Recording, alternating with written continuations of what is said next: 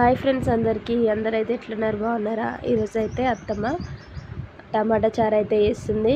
మీలో ఎంతమందికి నల్ల చింతపండు అంటే ఇష్టమో కామెంట్ చేయండి. నాకైతే మస్తు ఇష్టం, కానీ మా అత్తమ్మ వాళ్ళు యూజ్ చేయరు. నాకేమో దాంతో పప్పు చారైనా టమాటా చారైనా చేసుకోవాలంటే చాలా ఇష్టం.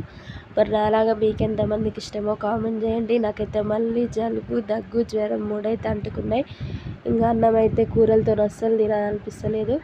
అందుకే అత్తమ్మ టమాటా చారు అయితే చేస్తుంది. నాకు నల్ల చింతపండు ఇష్టం కాబట్టి అది కొంచెం ఇంట్లో ఉంటే అయితే అది వేసి చేస్తుంది.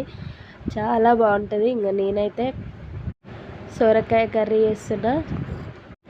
మీకు ఎంతమందికి సొరకాయ కర్రీ అంటే ఇష్టమో కామెంట్ చేయండి. మేమైతే ఆనక్కాయ అంటాం, సొరకాయ అంటాం. ఇక వీడియోసే పెడతలేను అసలు. పెట్టిన వీడియోస్ కన్నా సపోర్ట్ చేయండి ఫ్రెండ్స్. వీడియో చూస్తున్న ప్రతి ఒక్కరైతే లైక్ చేయండి. కొత్తగా మన ఛానల్ ఎవరైనా చూస్తుంటే సబ్స్క్రైబ్ చేసుకోండి. బాయ్ మరి అందరికి.